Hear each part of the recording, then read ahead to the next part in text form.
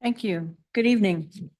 You are hereby notified that a special session of the Unified Government of Wyandotte County, Kansas City, Kansas is scheduled to be conducted in person on Thursday, August 29th, 2024 at 5 p.m. in the fifth floor conference room of the Municipal Office Building, 701 North 7th Street, Kansas City, Kansas, for a joint meeting with the Board of Public Utilities and the Unified Government Commission. Immediately following will be an executive session regarding matters related to the acquisition of real estate. The executive session portion of the meeting is closed to the public under the Kansas Open Meetings Act. Roll call. Davis? Commissioner Davis is trying to log in remotely. Bynum? Here. Burrows? Here. Townsend, we have an absence memo. Burns? We have an absence memo. Ramirez, we have an absence memo. Hill? Here. Kane? Here. Lopez? Here. Stites? Garner? Here. And from our Board of Public Utilities, we have Mr. Groneman, Mr. Johnson, Here. Ms. Austin. Here. Thank you. Thank you, Clerk. Tonight, we're scheduled to conduct a joint meeting with our BPU stakeholders. This is at the request of both the General Manager of the Board of Public Utilities, Mr. Bill Johnson, as well as the Board Chair, Mr. Tom Groneman. And I'd like to welcome both to this commission meeting. And I will allow, I believe, Mr. Johnson to open up. Well, Mayor, thank you for allowing us to come over today to talk. Met with you the other day, and I certainly appreciate the time that you allowed me to sit down and catch up on things. I know you and County Administrator has been quite busy on getting a budget passed. So again, congratulations to you and to all the commissioners for successfully passing a budget.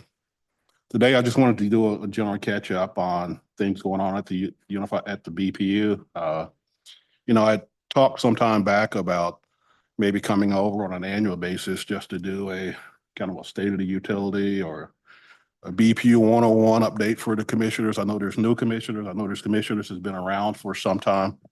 And I'm hoping you can hear me okay, because I'm trying to make sure I'm not quite used to the mics here, but if I'm okay. Okay.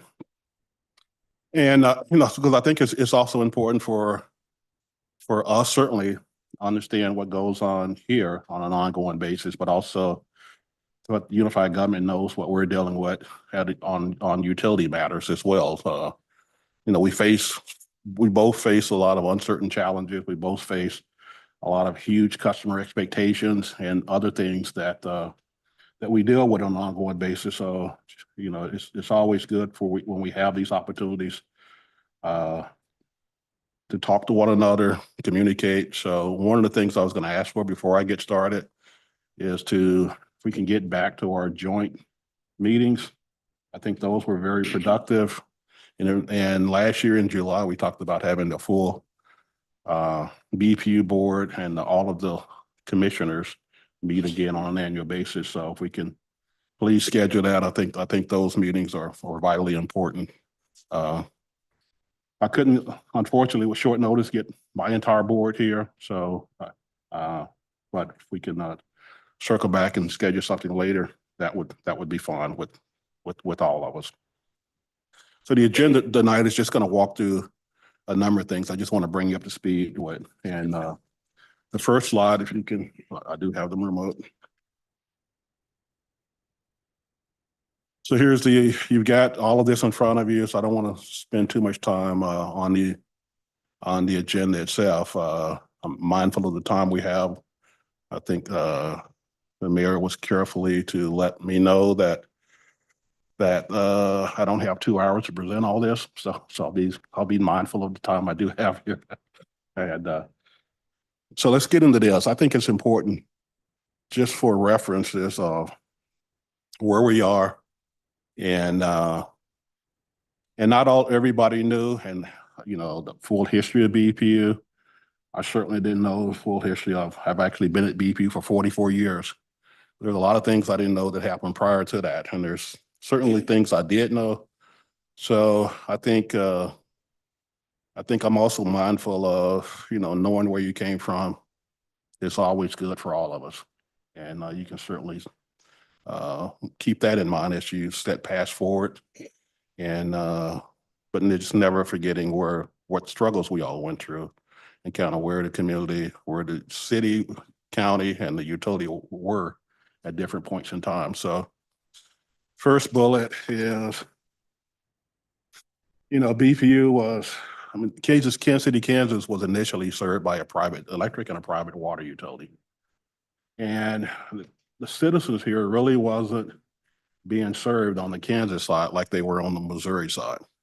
So the private utility at that time were only interested in cherry picking large investor, large industrial customers, and also, and a lot of those were certainly the meat packing companies, some customers in the Fairfax area, and things along those lines. But the residents were really left without power. And that certainly didn't satisfy too many people in our community. It certainly didn't satisfy our city leaders at that time. So the city moved forward to actually purchase a water utility in 1908, and it was a department of the city. Later in 2012, it purchased the electric utility from a private company over on the Missouri side, and it became a department of the city, Department of Electric, Department of Water. So during the time after that, the city started experiencing tremendous growth, but there was a lot of political unrest at the time. I would say turmoil, but I don't want to use too strong of a word, because I didn't certainly live during that time. But there is a lot of history that we've collected, and I've gone out and had my staff go out to Wyandotte County Museum, and we've collected a lot of other information. I've actually had retirees send in scrapbooks full of information, newspaper clippings, etc., from the time throughout much of this history, and with the note that this will better serve this utility and community going forward than me keeping it myself. So a lot of this stuff can certainly be tracked.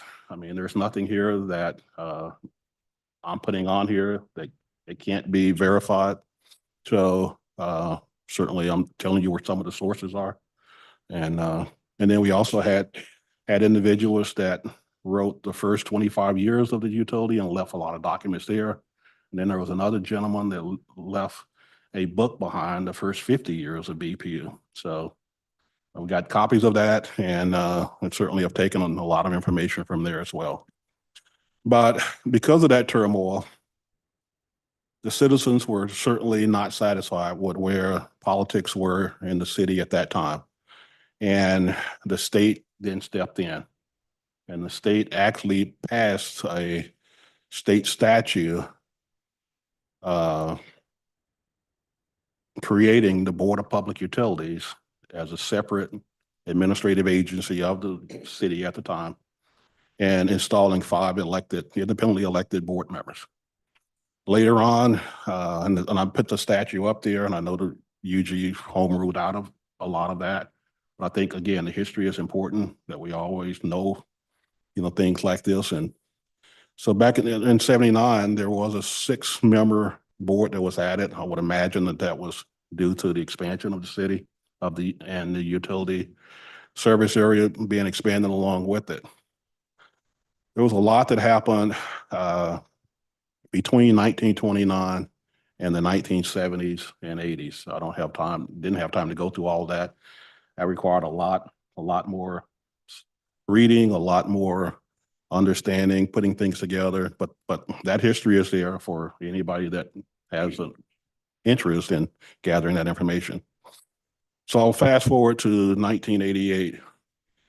At the time, this was before the unification of the city and county government. The BPU was actually put up for sale in 1988. I was at the utility at the time.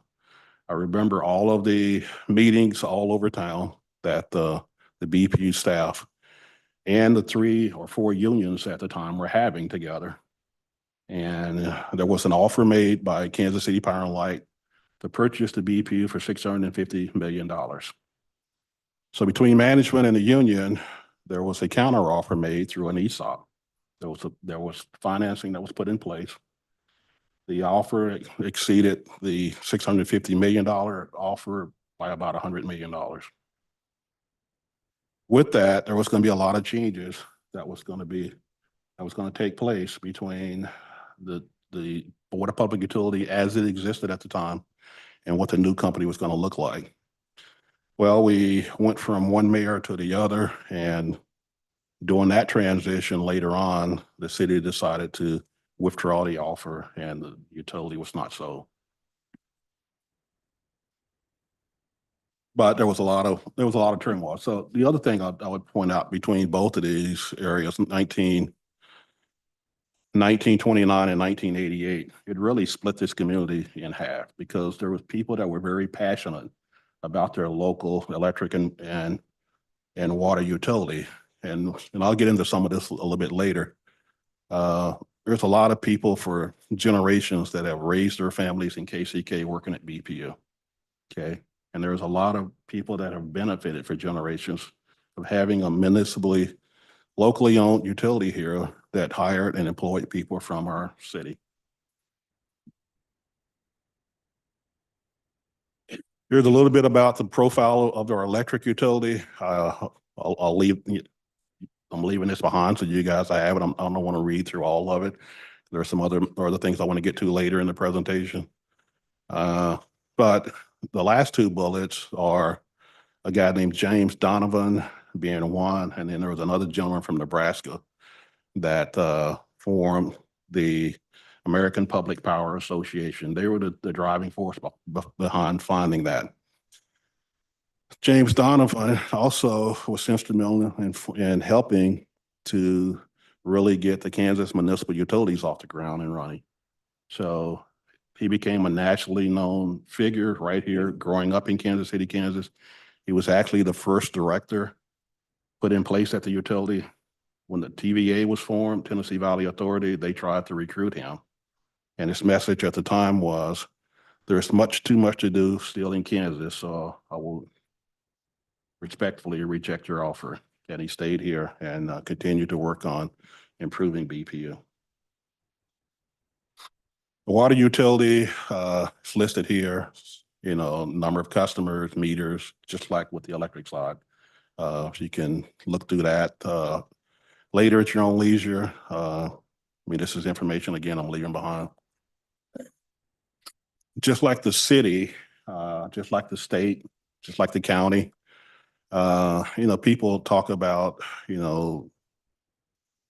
don't have a choice. There's a monopoly. They don't have choices on their utility services and stuff like that. Well, all utilities in the country have what's called service areas. Okay. And we have a defined geographical area to where we serve both electric and water, our services to our customers. Cities have boundaries too, so you have a city limits, you have state boundaries, so it's no different.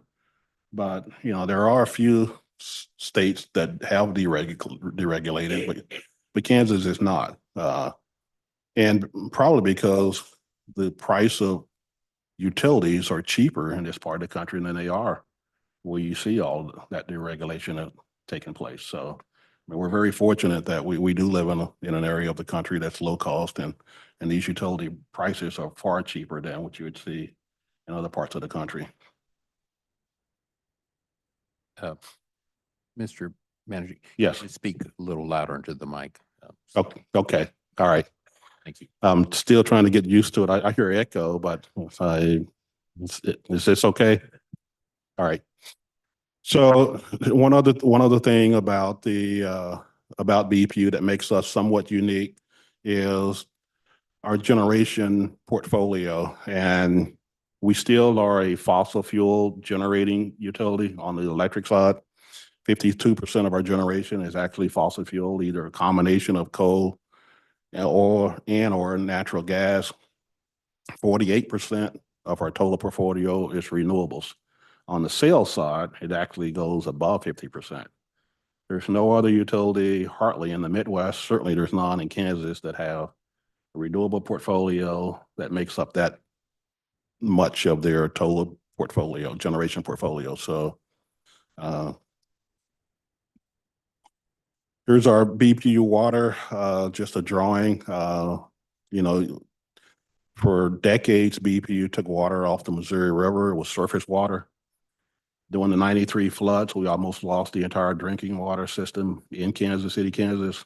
So it took a series of actual rate increases, a lot of federal funding, and some grants to come up with enough money to actually relocate our drinking water processing plant out of Fairfax to where it sits now at the end of 55th Street along the Missouri River.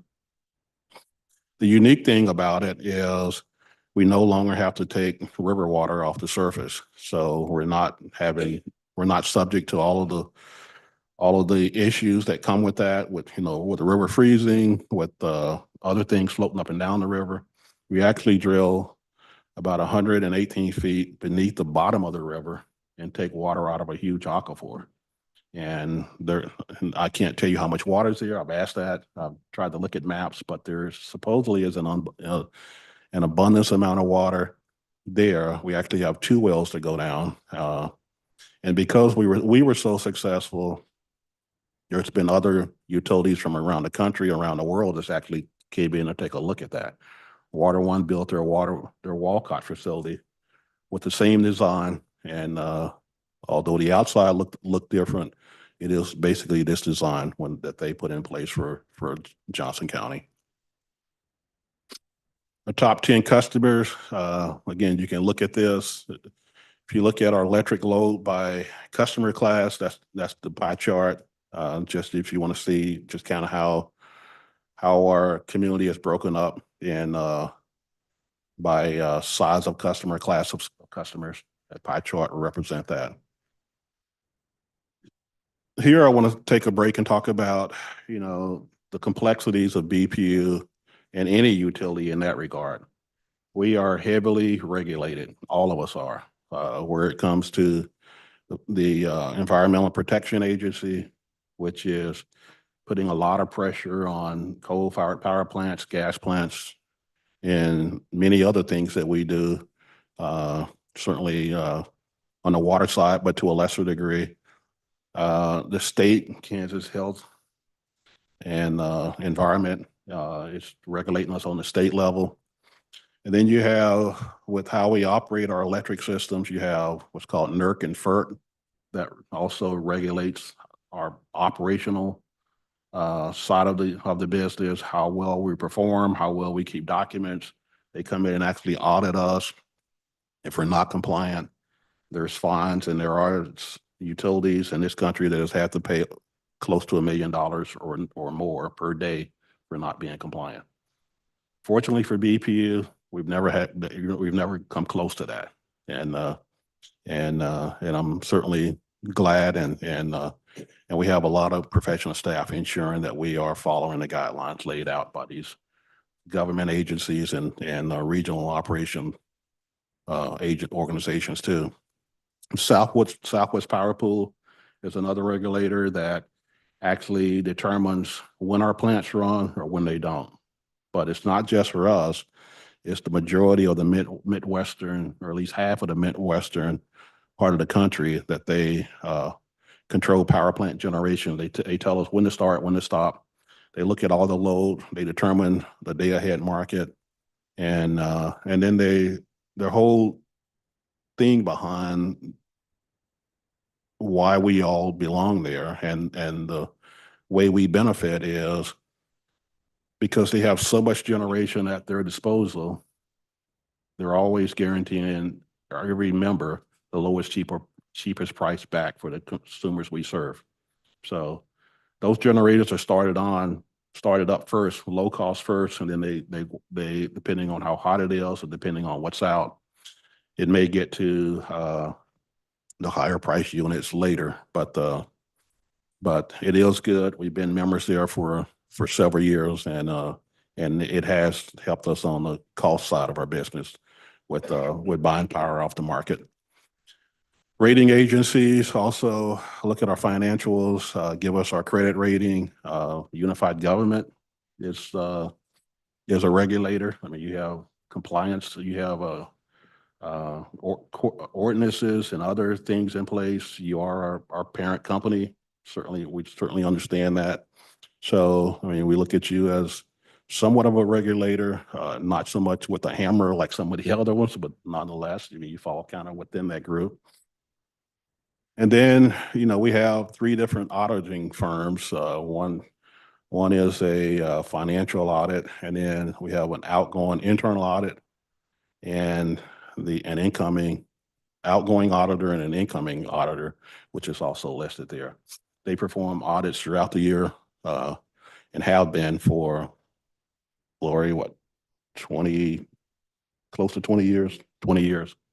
Okay. And then in addition to that, there's a number of other consultants that we rely on an ongoing basis to help us understand where we are and get to where we need to get to. Strategic planning is always important for us. This is just a snapshot representation of what all goes into our strategic plan. It's basically a gear that have high level strategic objectives.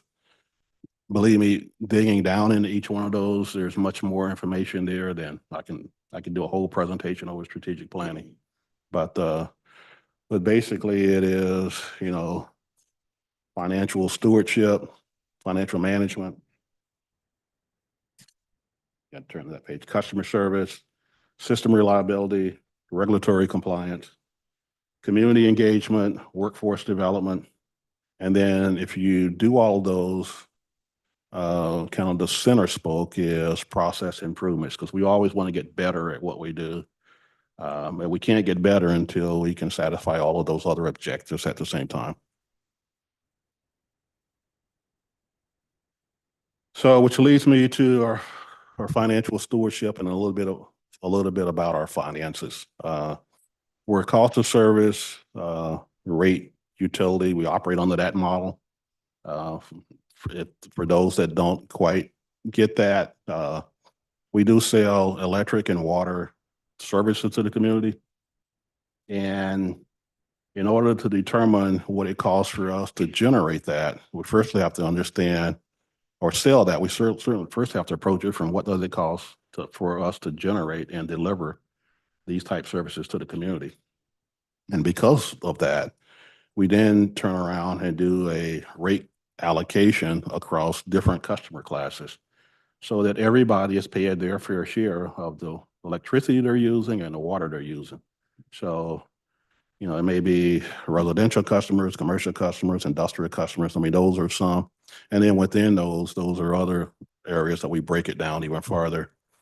But being a cost of service rate utility means we're not for profit too. The only thing that we do is, just like the unified government, is try to reserve a certain amount of money for our reserves to help us with when things need to go, or we need to go get money quickly because of certain things that happen across our system, and to also cushion us when it comes to our rating agencies and maintain our credit rating. So, but unlike other utilities in the area, we don't generate profits. We do not pay for stockholders. We do not generate profits on top of that. So we're not an investor-owned utility. We are a municipal nonprofit that operates under this model. Our revenues are listed, and I did this without pilot. This is just strictly money that comes in the BPU, the expenses. So, I mean, we typically you see money in, and then here's what it costs to operate the utility. So we take a balanced budget approach. Our assets, once depreciated, is about a little over $1 billion. Our debt is about $829 million. Our debt ratio is 2.18 times, which means for every dollar of debt we have is 2.18 times money that we have to cover that. And below that is how our credit rating agencies have graded us. We use all three: Moody's, Fitch, and Standard & Poor's, and we meet with them on an annual basis and go through rating reviews with them periodically. Capital investment, the good thing about where we are and what we've gone through here recently is we've issued new debts. One is through the low interest loans through KDHE on the water side. And we typically come over to the unified government and ask for you guys to approve our going to the market to sell municipal bonds. And 2020, 22, we actually issued $49 million in debt. But we also refunded $36 million in debt when the interest rates were low, and then we had an opportunity to refinance old debt, and then we actually saved $36 million through that process. We're constantly looking, Lori's constantly looking for those opportunities to lower that amount. And then for the first time that I know of in this utility, we were very successful with going directly to the federal government and asking for earmarks. So we were able to achieve that for the first time in my understanding at BPU, other than going back to when we almost lost our water drinking system. Nothing since then. But the big thing is over the last 5 years, our total debt's dropped from about 1.1 billion to 829 million. So we've done a very good job of managing our debt and reducing it where needed. I want to talk about a little bit of the value that we provide to the community. I would say I would take full responsibility, and I would think BPU does not do a good enough job talking about the value of a locally owned electric and water utility here, because we do provide tremendous benefit to all that lives, works in Wyandotte County, KCK. So what I said earlier too, there's a lot about what we return back to the community that an investor owned does not. So they are more concerned about their stockholders. We're more concerned about our community. And that shows up in many different things we do. Our employees also donate a lot of their time, donate a lot of their pay. And they all participate not just in United Way, which is what I have listed, but the remarkable thing about that is this is the greater Kansas City, which is all of the metro. And BPU, as a small company, is in the top 10 of all organizations that contribute to United Way. And much of that support comes back to Wyandotte County. In fact, there's dollars that come back from United Way to Wyandotte County that is not even raised in this community. But I am glad that our workforce and our utility is helping to support those, and also that those dollars are coming back to satisfy and help with the needs of people that need it the most.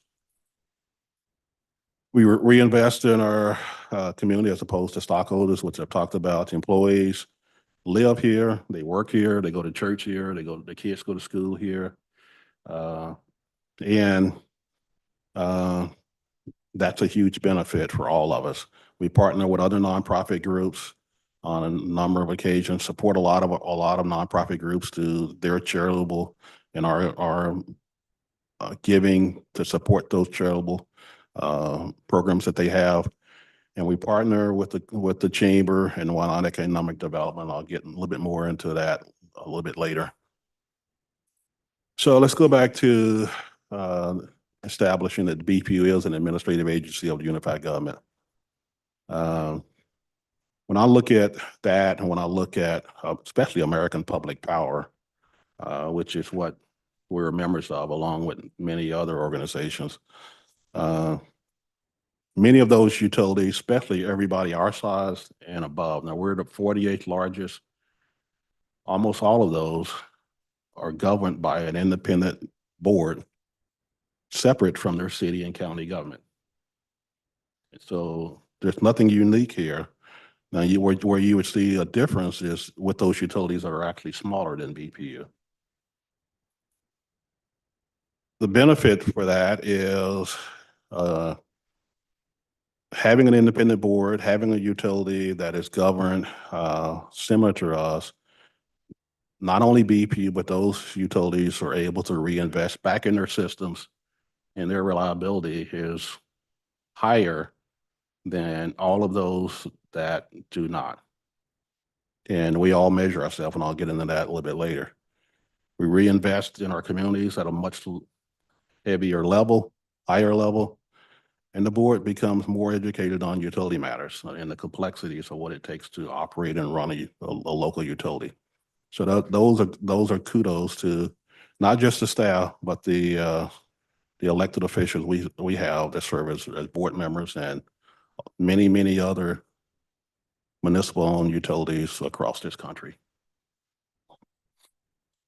Economic development, I mean, there's a lot I can say there. I mean, this town, and I'm not saying that because I'm a BPU general manager. Trust me, I haven't always been here, but I've worked here for a long time. And this community has become what it is because of the partnership between unified government and the Board of Public Utilities and Wyandotte Economic Development and many other stakeholders to build out and become who we are today. And that has always been the strength of our local presence and the things that we've always been able to do when many in this room remember the trends and where Wyandotte County was, where KCK was for decades of population loss and people not wanting to come here. We've turned the corner and we continue to build out. And I would say that that partnership has made all of that possible. We do support a lot, mainly through the board does have an economic development rate that they can provide. It only goes so far, but BPU spends millions and millions of dollars on infrastructure improvements, both for economic development and both for supporting existing customers and neighborhoods. We're constantly rebuilding our systems, and we have to because we have many water mains that's 80, 90, 100 years old that we can't replace overnight. So that's an ongoing thing. We have a lot of electric systems that's 60, 70 years old. But we are continuing to make progress when we can, and we're continuing to work towards making sure that our customers have the type of service that they want and the type of services that they're paying for. So a lot of those dollars over the last few decades, and I should have said a couple, but especially the last pass, it's been in areas east of 635. That's where the city started, and that's where our oldest infrastructure is. Most of the downtown infrastructure has been rebuilt on the electric side. There's still pockets of stuff that we still haven't done, but the majority of it it's all new cabling, new conduits, new switches, what have you. We've upgraded large portions of Fairfax. We've done a lot in the Rosedale KU area. We've located a new substation. We got new transmission, new distribution feeders. That is a growing area, and BPU is there behind the scenes. Also, I mean, visible if you drive and see some of our circuits, supporting all that effort over there. And we're continuing to make investments in the Piper community. And at some point, I'm going to sit down, Lori, and hopefully we can figure out since the beginning of, and I didn't do this, but since the beginning of the racetrack, how much money has BPU invested in Piper to build out everything as it sits today? Because I think we all remember what was out there. Nothing like it is today. So, but that's also taken a huge investment by the unified government too, to make sure that we are now having the amenities that the rest of the metropolitan area, the rest of the counties around us have, and people are still trying to figure out how do we pull that off. New water system improvements. We talked about the mains, but we also have to increase our storage capacity. We had old storage facilities that we've had to replace. One at Nerman, we've built a new one. We're getting ready to put it in commission in Argentine, and that helps support everything south of the Kansas River. And then there's about 35 miles of water mains that's been replaced. Now we did get about $10 million grant, so that should be accelerating, but $10 million don't go a long ways when it comes to these type projects. I would say, one of the proudest things that me and my team have done is we continue to benchmark ourselves and measure ourselves against our not only our local competition, but see how we perform nationally. So I listed out a number of utilities, a couple of them locally, Evergy, the local ones before, but independent city utilities, Lansing, Michigan, Lincoln Electric, Colorado Springs, Rochester, and Lafayette are all utilities that are near our size, that are both, with the exception of Lincoln Electric. They do have a water system there too, but the electric utility is separate. They all have the same issues. They all generate. They're all fully integrated. They all have union workers. They all, with the exception of that, all serve electric and water, and then sometimes gas. So, and we all have close to the same amount of customers that we serve. So when you can certainly go larger and, or smaller, but you have to set up certain metrics so that you can, easily make those type of comparisons. But we do this, and we've able to take a look at how we compare cost-wise, all of our performance metrics. I know a lot of these GMs and CEOs, and have traded a lot of information. We look at our electric standards, our policies, workplace practices, our staffing levels, customer information, policies, procedures there as well. So it's been a valuable thing for us to do, and there's a lot that we've gained from it. Reliability is the other thing, and because of us comparing, and because we are regulated, by in some regards, but we all have a set of metrics that we all track, and federal government does request a lot of this information. So we all, and these are standardized metrics, like for outage statistics on our distribution system. Katie, SAFE or industry standard metrics that determine how often, how long customers are all, the system is being disrupted. And this is one way that we use to determine our performance. We publish this, all of our employees know about it. We report it on an ongoing basis. We set goals around how to improve it. A lot of our operational budget is built around how to improve ourselves here. But I've always believed that, if you're going to spend dollars, if you're going to do things and set goals, you have to be able to first set goals and then measure your progress along the way. Otherwise, I'm not sure if we're going to make progress or not, or if we're just standing in one place. Water, same thing. I didn't put as many there, but the number of leaks, number of main breaks could be another one. Hydrants in service, out of service. There's a whole list of other things that I didn't list, but we do report this to a WWA. I know Unified Government Water Works is also a member of the American Water Works Association, as well as our drinking water system. The workplace that we operate has 556 budgeted positions. Now, when I came here in 1980, BP had about 1,100 employees. They've got less than about half that amount now. So there's been a tremendous shift in the amount of people we have on site now. There's a lot of things that we have. Work equipment is quite different than it was back then. Our technology is quite different than it was back then. We do have a set amount of contractors, but those contractors on site every day, let's not even get close to getting those to where we used to be. But a little bit more about what those employees are. About 2/3 of them are union employees.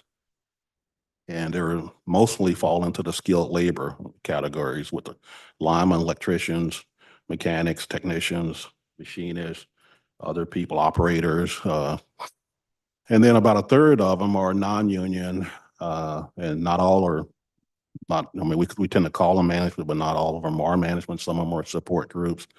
But our engineers, chemists, IT people, environmentalists, what have you, all fall into those categories.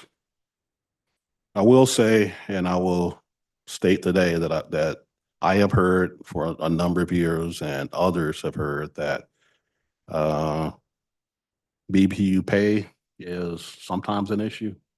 BPU benefits are sometimes an issue. But we live and operate in a very competitive market when it comes to utilities. Okay. The people that we employ are the same people that Evergy would want to take away from us, or independents, or all the contracting firms, or the Burns and Max, the Black and Veatches, and people like that. So it's not this is not a market, and then there's no market that have an abundance of these type employees around. You have to be competitive, or you're not simply bringing in the workforce needed to maintain service levels you're trying to obtain or maintain. So, but having said that, our employees contribute back to this community in a huge way. You know, they all live here, they all work here. The dollars that we pay from BPU, a majority of that stays in this community and goes back to help this local economy.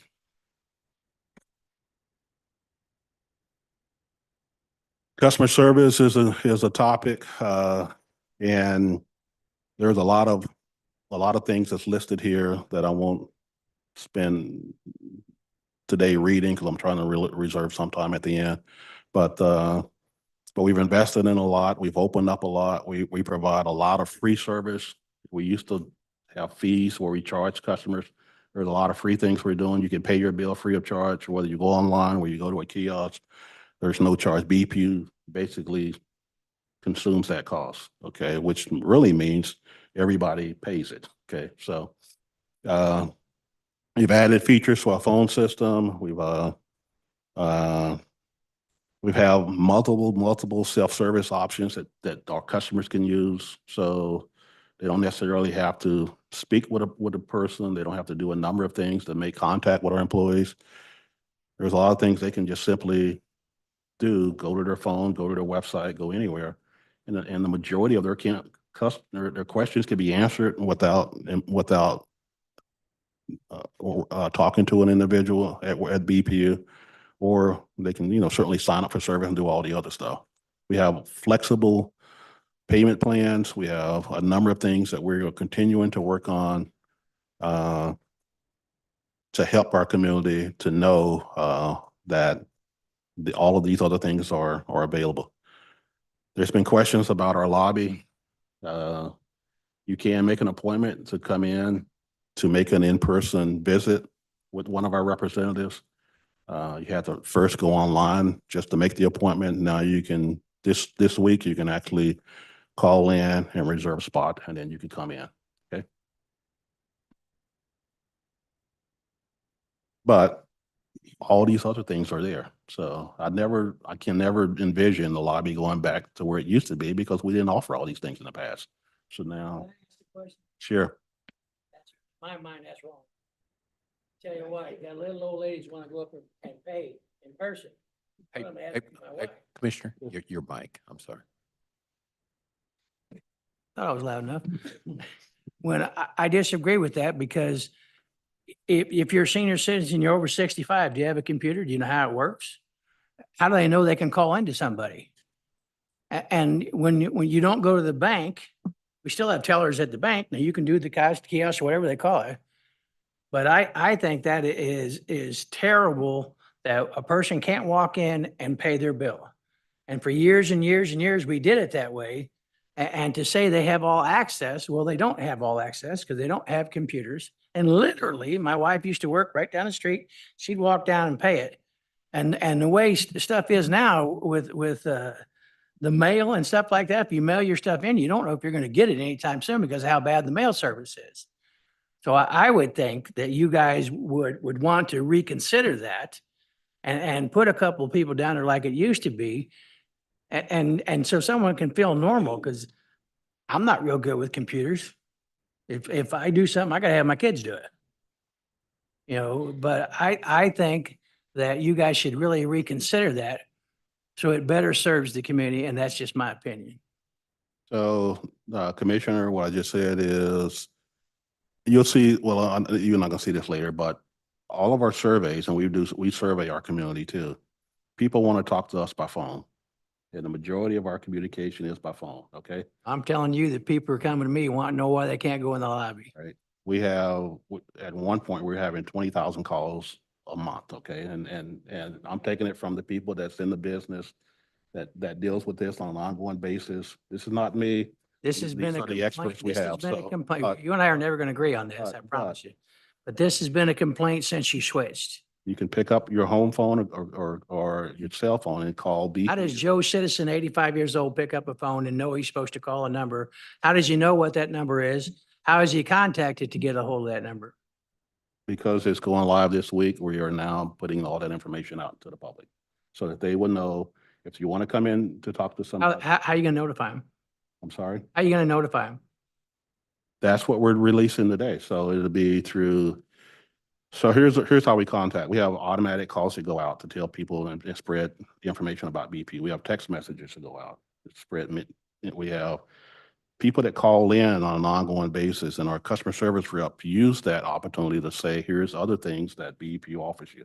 So we have a BPU connection that goes out every 3 months now to every mailing address we have on our system and gives them all the information. So whether you call in or whether you're not, if you get a bill, you're going to get a BPU connection with all this information in it. Here's what's going on, just in my family. A 92-year-old mother-in-law has to have my wife come down here and look at her mail and read the stuff to her. What happens if they don't have a family member in town that could read that to them or show them what's going on? You know, I think you think you're saving more money, but it's not supplying the service that the people that in my mind are paying for. Okay, let me get into this and hopefully I can answer more questions, okay? So we have utility assistance programs where we've given over $3 million back in direct utility assistance payments. Flexible plans, our BPU golf tournament has given a lot of money away.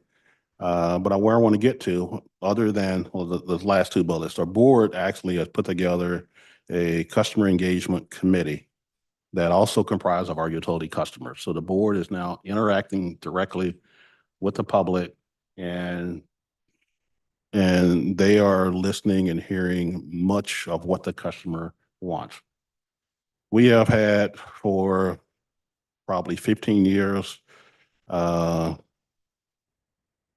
meetings with residential customers, commercial customers, industrial customers, where we would bring them in, sit down, and a number of us have had, and we've had moderators that have had them answer questions, and we've asked questions to see what it is that they want from their utility, how are we doing, and what can we provide differently and better.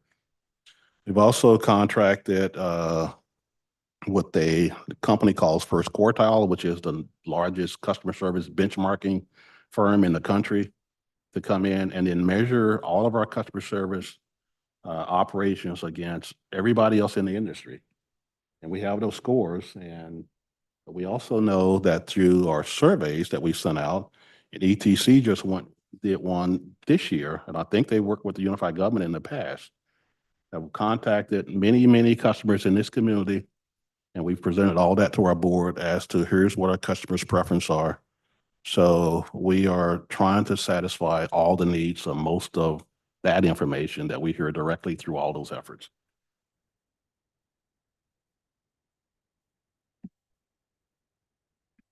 Recent cost reductions. So, last 5 years have been somewhat turbulent. We've had declining revenues, we've had COVID, we have supply chain. We've actually reduced staff about 11% during that period of time. As cost saving measures, we reduced our budget by $42 million through from 28 through 22. And that was to help this community with a pandemic. And we've also had to delay a number of our capital construction projects. And we've started working on some of our other benefits, like reducing our healthcare costs and along away and other things. We've also, more than any other utility I know, in fact, we actually had utilities calling us during COVID. Why are you guys still having a disconnect moratorium in place? We've already lifted ours. And we went about 18 months of keeping that in place, which means we were helping our community, our citizens, work their way through a pandemic that none of us knew where we would end when it started. We went into our rate increase. This is kind of how we compared at that time, and there are moving targets. Okay, so we were right there in the middle when you look at all the other competitors on the electric side and on the water side. Now these things change as different people go out to adjust rates, but it's an indicator of where we are and how competitive we try to maintain. Our policies are something that our board has asked us to go back and review. So over the last 5 years, we've updated, and the board has approved all of our policies. The one they're working on now, that's going to be on our next week's board agenda, is our customer service policy that the committee has thoroughly gone through, and they're going to update the rest of the board of where we are, and hopefully we'll get that adopted second week of September. So those policies, whether you're a regulated utility or not, BPU takes a look at those policies, their policies, and we compare ourselves against those. Okay, and also the fees, that's also part of those policies. So, and fees are normally, the difference between that and a basic rate is if you need electric and water connection, then that will become in the form of a fee. If you're paying your electric bill on a monthly basis, then that would come in the form of a rate. So fees are specific services that we provide based on customer need at that time. And then the whole process around our rate making case is a very exhaustive 6 to 9 month process. It takes a lot of time. It takes a lot of support from professional local engineers. It may cost us $500,000 or more just to get through a cost of service study in a rate case. And then there's the interveners that may drag it out longer, and our rates are set so we can't just go in and modify and change rates without going through a rate hearing process. So it's and that's no different than the regulated utilities at the KCC in Kansas. They have to go through a process. We go through a similar process, and instead our board is given the authority to be able to approve those. And I can tell you our board don't always agree with staff. So and that's okay. And then finally, this is what our peers have said and done for us. This is all on our website. Either an individual, the individual awards or not, obviously, but we do receive a lot of awards on an annual basis, and a lot of them are highest honor awards. A lot of it is based around our complete utility operations by our peers, by the member associations that we belong to. I know I ran it all the way close to the hour, Mayor, so if there's any questions, I'll take it. Thank you, General Manager. Before we do that, I'd like to give the board chair, Mr. Groneman. Do you have any remarks? I just like to, If you would. I think that these, If you would, thank you. usually, generally, my voice does not need the magnification, but we'll try. Okay, I just like to say that, I think that these combined meetings are essential. It's been shown recently that, there are things that you assume certain things, we assume certain things, and maybe we don't have all the facts. And we need to get together as a group and come together and talk about those common issues and concerns and how we can address those together. Because what we all want is what's best for the community. I mean, all my family lives here. My brother, my kids here live here. My grandkids live here. I have an 88-year-old stepmother that still lives here. I mean, we want the best for all of us because we all live here. It's our community. And we need to work together to make sure that we get the best product out that we can. So I'm hoping that this is a precursor for future meetings where all of our board can come together with all the commissioners and sit down and just discuss these different topics, issues, concerns. To address Commissioner Kane, we're about in the middle of our budget process, and I'll guarantee you that the lobby will be a topic of heated discussion.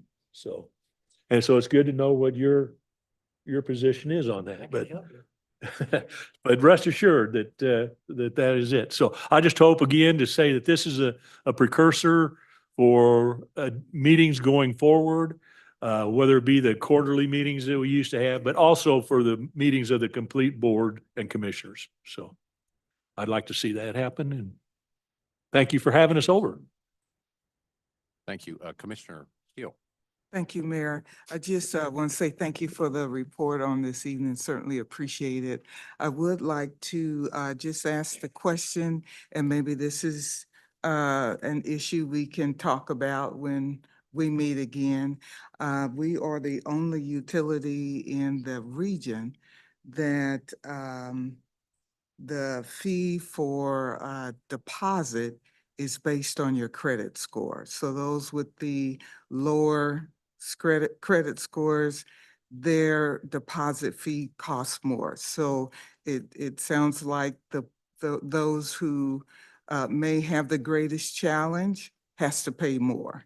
So this is a discussion I'd love to engage in also, that whole fee structure process. Thank you, Commissioner. Commissioner Kane?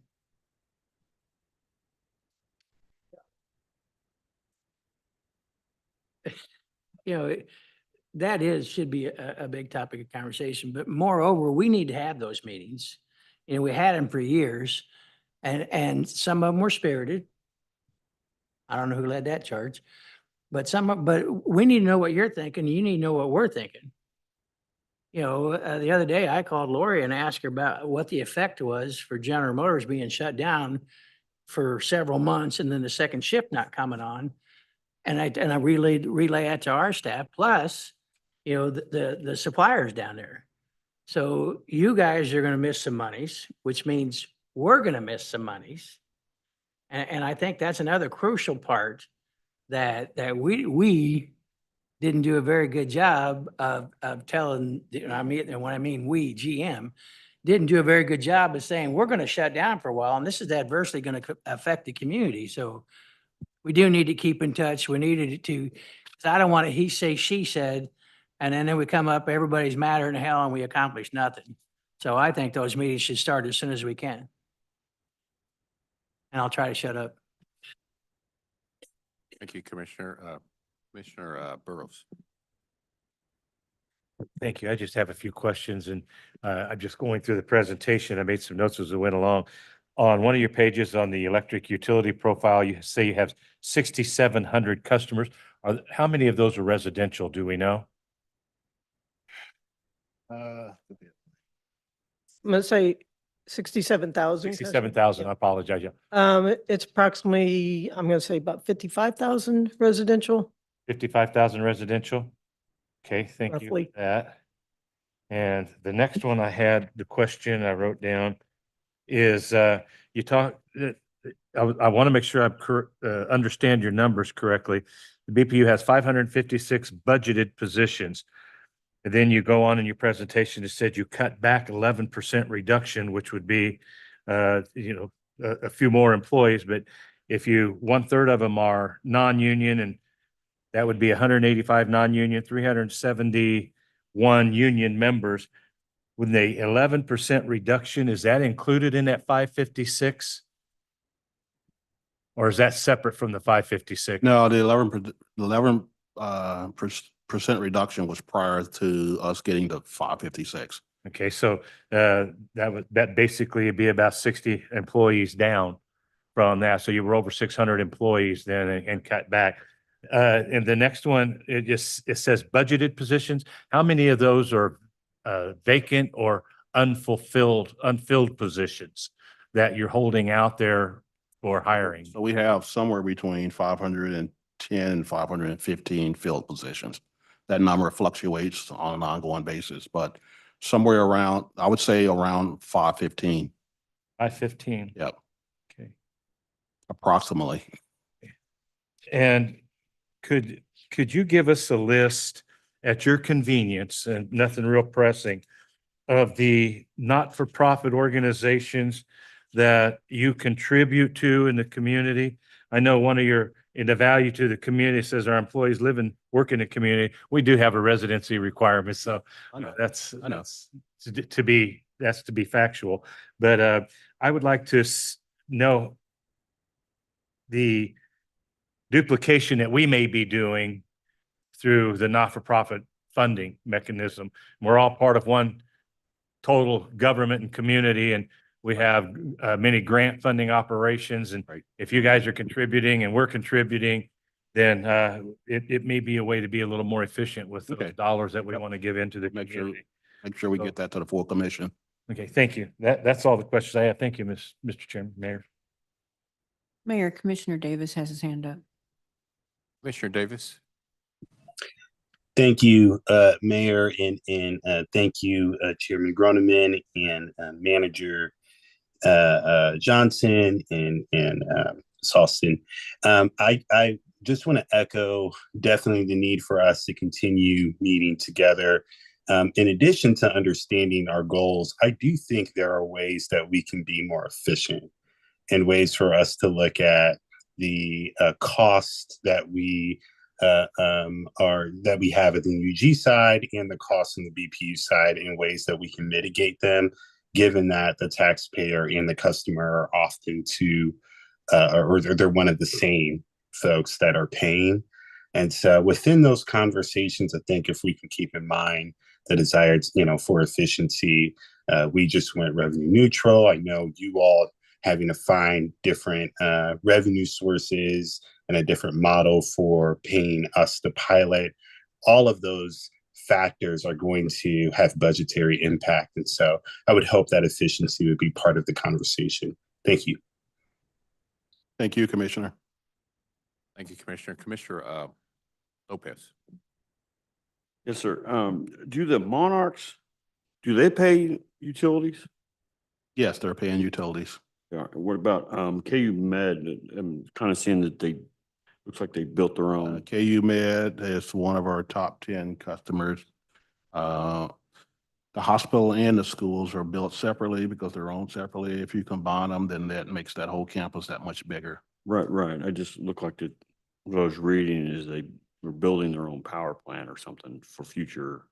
Well, so they do, and they should, okay, because hospitals provide life and death services, and their power plants are all backup power plants. They don't self-generate. They can't afford to generate cheaper than we can serve them. So if we do have and God, I hope I don't see this, but we have a blackout across our city, or at least that part of the city, and those generators come on, I think it's about 3 or 4 seconds. When the feeders go out, they start that fast. So, because they may have somebody on the operating table at that time, so. Oh, I get that. Yep. Right. Yep. Thank you, Commissioner. Commissioner Stites? Stites District 7. So what I'll say is, I think it is imperative that we continue to have these joint meetings. I know that we've been asking for them, and I think it has to continue so that we are fully transparent on what people are expecting. I will, Mr. Groneman, I know that you said that would be the lobby would be part of your budget discussions coming up here real soon. And I will tell you, if you're needing any other backup support on that, I'm one of them. I'll tell you, in this day and age where I feel like customer service across the board has became something of the past. People can't get in, they can't get called back. It takes forever. They can't see somebody. I think that having a window where you can go up or a door that you could walk in and pay your bill is very important. So I'm a strong advocate for that. I'll take one of you had mentioned, I think you gave bullets of 6 folks that are similar in size and kind of do our thing. Same independent power and light, city utilities of Springfield, Lincoln Electric. I just picked out a couple of them real quick and I just Googled them while we were sitting here. And Independence Power and Light, they're comprised of a 5 board member. Trustees, they're appointed by the mayor and voted in by the city council, which we don't have a city council, but it would be equivalent to a commission. Rochester, which you've notated here, Rochester is appointed, they have a 5-member board, and they're also appointed by the mayor. So it was interesting that those were ones that you pointed out, but yet they're operating totally different than the way that we are.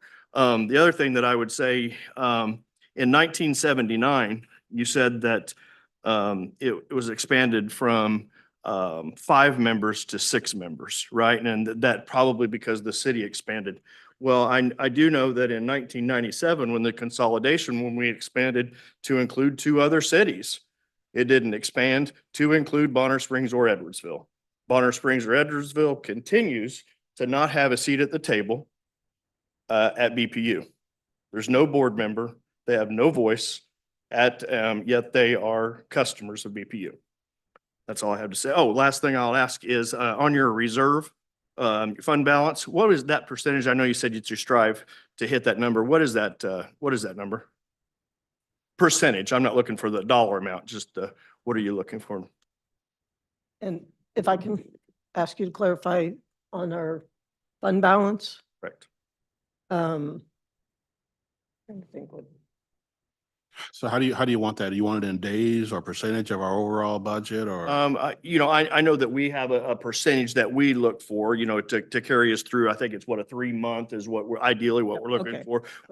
And I'm not sure how you guys word it, but what is that number that you're looking for when you approve your budget that you're trying to remain in Our target is 120 days of cash, basically. and so then about what a 3 percentage is that? Do you know? month. Helps me. So 4 months and It's, let me think here in, 25% or so. yeah. Okay. Yep. Okay. Okay. That's all. Thank you. So can I take those Need a calculator. your points and follow back up on them? Do I have time for that? Okay, so what I talked about is a independently governed board, but I don't think I said whether they were appointed or elected. So there are utilities that have appointed boards. City Utilities of Springfield has an appointed board, some of the other ones that you mentioned.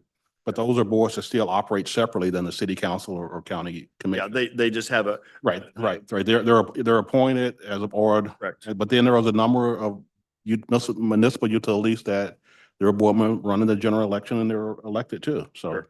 Yeah, I wasn't saying that it was right or wrong. I was just pointing. Right. Yep. Notating that that's how it was. But I would like to, again, go back and just reiterate, Bonner Springs and Edwardsville Okay. are not represented Right.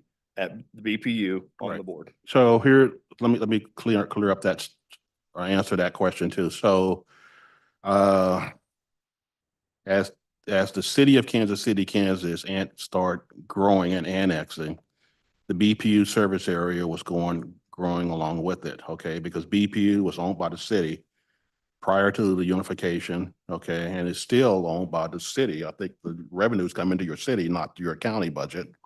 And as the city expanded farther west, the utility went with it. So around the time that I started work at BPU, the city was expanding into the pipe area. And at that time, Kansas City Power and Light served the pipe area. We ended up buying all their assets, substation, transmission, and all of that, and start converting it over to our system. So really, our system has 2 different distribution voltage levels. Because of all that expansion, we operated at one level, they operated a different. But Kansas City, Kansas did not It's not Bonner and it's not Edwardsville. One of the things that I wish should happen is at least that could have been put on the table because we did at one time offer to buy Bonner and Edwardsville electric system and water system. I mean, electric system rather. And that certainly didn't happen for a number of reasons. But I would love for BPU to serve both of those cities. We're already out there with the water service, but with the electric service, it'd be good for us to do that. But I can't go out and campaign and try to do that, but I think that was a missed opportunity.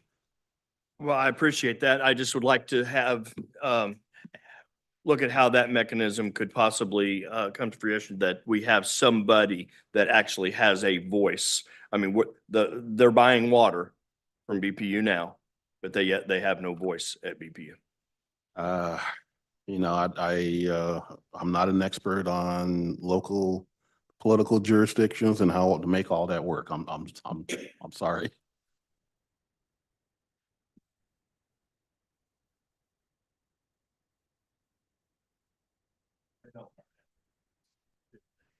Bonner Springs is building their own water treatment. Yes. Right? But they're still going to be, and that's no different than they were before, that if there is on an emergency basis, they would be buying water, just like they have done for years. Right. They would purchase an emergency basis and pay the pilot. Right. Some people were saying, well, they weren't paying the pilot whenever they were purchasing water. They absolutely were. Edwardsville is buying all of their water from BPU and paying the pilot. Well, and prior to Bonner deciding to build their treatment plant, BPU approached Bonner, city council and mayor about letting BPU serve Bonner. And Yeah. that was not accepted. So Yeah, I think that it was wise on their part to distance themselves, to be honest you're with going you. to pay Thank higher, you. you can pay a higher water rate too. So Okay, thank you, Commissioner. Commissioner Lopez had another. Yes, sir. Hey, okay, so I can't really see the numbers here. They're all blurry, but what, like 2023 revenue? I left the financials down in my truck. I should have brought them with me, but, you have your 5 years, you dropped your debt at 1.1 billion to 829 million. So it looks like you've paid 271 million in the past 5 years, and that looks like it's a little over 4.5 million a month, 60 months. You're looking at 5 years. Which would show like an $829 million balance. Is that, but I didn't see what the revenue was. It's in my financial book down in my truck, but I meant to bring it with me. So what you're referencing is our total debt. Right. That it was 1.1 in 2019. In 2024, it's 829 million. We have done that through not only paying down the debt, but also through bond refunding. So you financed it? We refinanced it to a lower interest rate. And then, what was it? Oh, yeah. Is that why, okay, so why, I've noticed that you cut back on your line crews, like your actual construction crews. Is that, that for different, how, you see, yeah, now that, yeah, and then I didn't know that was the reason why you cut. we haven't cut back on any BPU line crews. We have contractors come in and do specific jobs for us, and then we let them go when those jobs. Well, right, that's capital. I was electrical lineman for Par Electric. And a lot of my guys I worked with when I was an apprentice now worked for BPU as like troubleshooters and such. But, yeah, and then, yeah, I just didn't know if you cut back on those or just like the help desk, like Mike was talking, or Commissioner Kane was talking about. I mean, is that, yeah, I don't know if that was why are you trying to save money more? Or? So Commissioner, if I can go back to the line crews, Mhm. these guys can get jobs anywhere in this country. Oh, I know. Okay. I know. If they wanted to quit today, they would have a job somewhere else tomorrow. Okay. Mhm. That's how critical it is for us to be able to maintain some of these people because the demand is there. There's just not simply enough employees in the area skilled. So we are constantly looking for journeyman linemen, but we are also starting apprenticeship classes every 2 years. And then we also have a pre-apprenticeship class that we start in addition to that. Just to hire, a lot of our local kids, I would say, compared to my age, but kids, and train them to be linemen and go through all the rigors and the training necessary to get them there. They will be very marketable once they complete their training. Yeah, I have lineman friends that every winter they go to Hawaii and Power and Lake. Hawaii puts them up. Yep. When the earthquake happened in Japan, Yep. however many years ago, I mean, Power Electric was calling me wanting me to go. So I get that. So when just a few months ago, Kansas City Power and Light, a couple of years ago, was building a 345 line out west. They were pulling every lineman from utilities and contractors in the area because they were guaranteeing them 50 hours, sometimes more work weeks, and then also putting per diems and everything on top of it. So, if you're young and if you can travel and do that type of construction job, these guys will go and do it. And it's hard to keep them here. Yeah, I get that. I was in Alaska for 6 months on a bare hand crew. That was fun. All right, thank you. Thank you, Commissioner. I had a question. Sure. Just to piggyback off Commissioner Lopez, what you mentioned that there's a program for young people.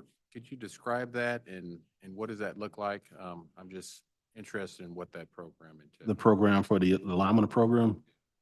So really it's an entry level position. And we never had to go outside the utility in the past.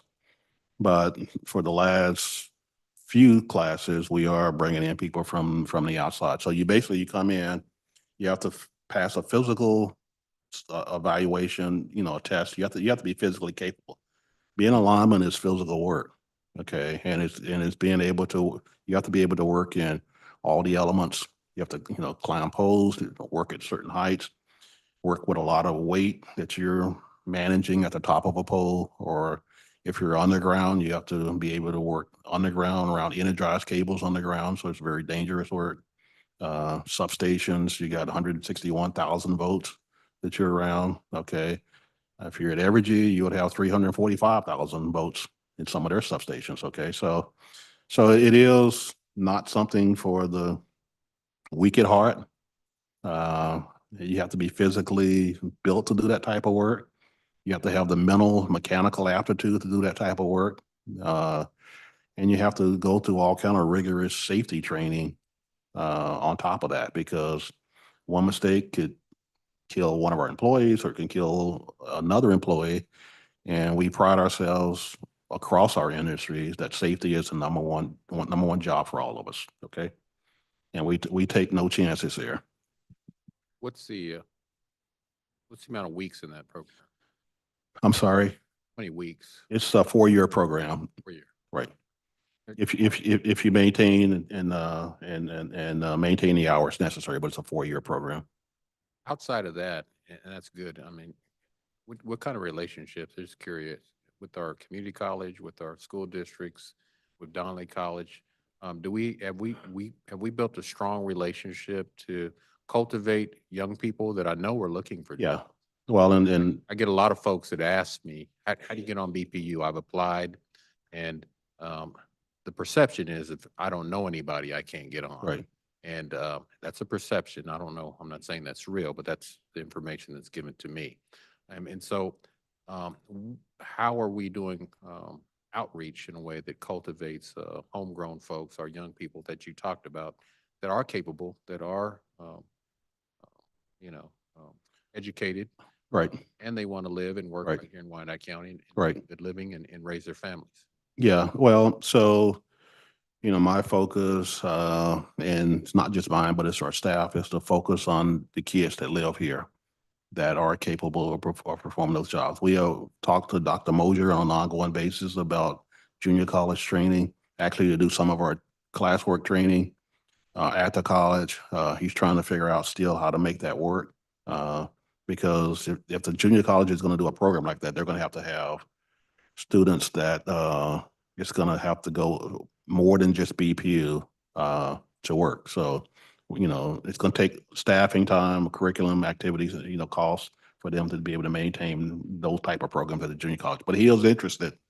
We also have engineers and that actually teach college at the tech school and help other students locally learn, through some of their technical classes. So we have a couple of engineers that's also taught.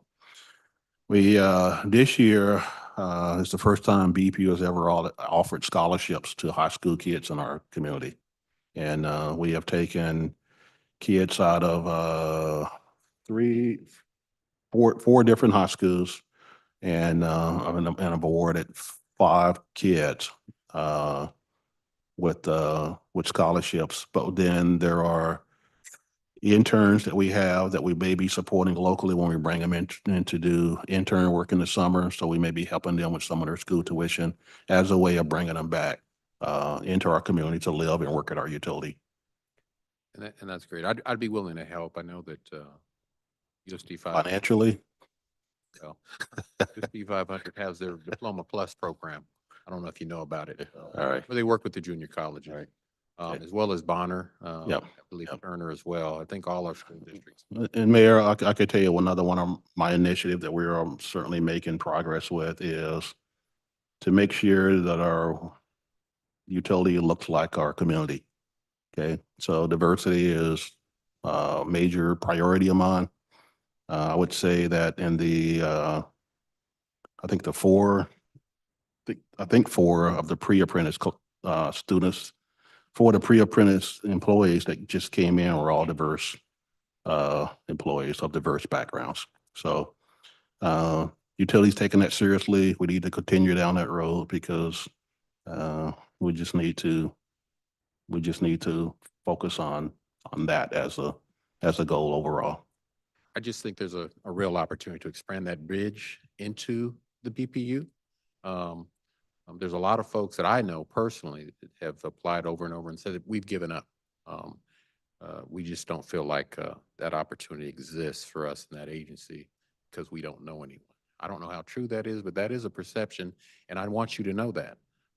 But to expand that bridge, I mean, there are opportunities working with our school districts as well as our colleges. We got great kids here that I know want to live here, want to make a decent wage, and want to start and raise their families right here in Wyandotte County. And I believe BPU offers that advantage. Yep. And I say that because I know we do a lot of outsourcing. I believe you said that in your, you mentioned Capital Electric. I believe that if you hired one person in-house, paying benefits would probably save you money as opposed to outsourcing. And I know you say you reduce staff, but I just haven't heard of a plan to offset that cost of outsourcing with actually getting qualified young men and women to work from BPU as a cost-saving measure and really focus on that long term, because I know it costs more to outsource than it is to hire an actual employee in-house. Right. So fortunately, we have just increased the number of line workers at our utilities with the goal of reducing the amount of contract linemen that we have. So that's already been fully in the works. Okay. And I'll sum this up, and I appreciate you all's presentation. One of the biggest things I get from residents, and I go around the community, and I know my colleagues here as commissioners, I know they hear the same information. The perception is from our residents is they want to see BPU as being a benefit and not a burden. Right now, a lot of residents in Kansas City, Kansas see BPU as being a burden financially. I don't know what the answer is to that, but that is something that I'm going to be asking this commission to explore. I don't think that's any secret of how can we work with you all to find those cost-cutting, saving, streamlining measures that could be of value to a publicly owned utility in a lot of people's minds. When we say that we power the community and we own our utility, folks are saying, well, why is this a burden on me and my family and my pocketbook? Right. When you talk about fees, which was mentioned, when you talk about customer service, which has been mentioned, And then you look at your bill, and I know there's a lot of things that go into that.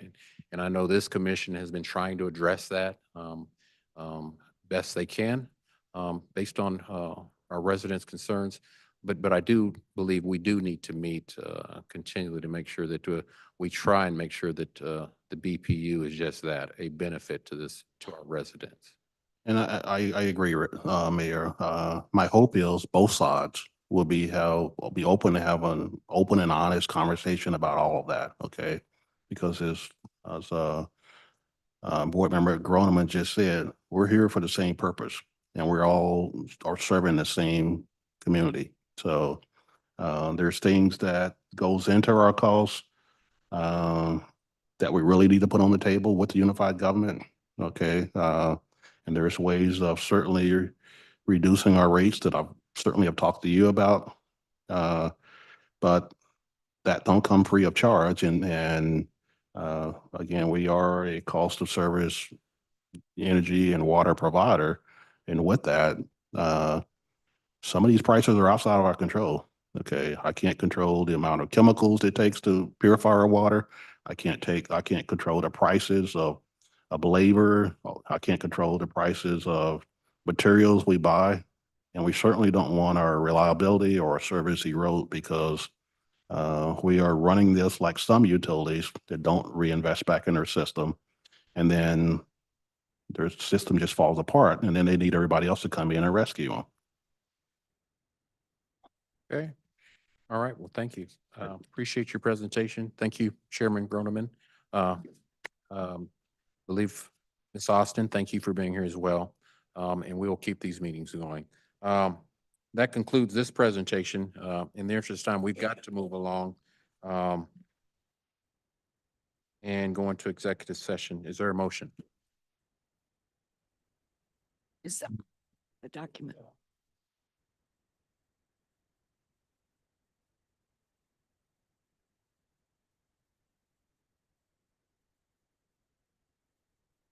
What is our desired time frame? Mayor, I would move the commission convene into executive session beginning at 6:30 until 6:45 to allow the commission to further discuss the potential purchase of land for Bullock Gill Center, which is a preliminary discussion on the acquisition of real property permitted by Kansas Open Meetings Act. And that the county administrator, David Johnston, acting chief counsel, Angela Lawson, deputy chief counsel, Wendy Green, outside legal counsel, Timothy Orick, and director of buildings and logistics, John Kelly, be present. And then if there's no further business, we return to open session at 6:45 p.m. Before I call for a motion, we do need to have stakeholders give us the opportunity to clear the room so we can go into executive session.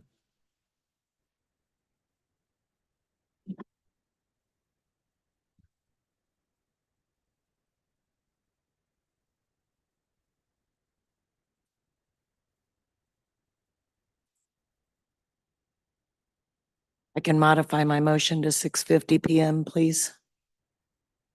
Fine. Yeah, we haven't voted yet. Okay.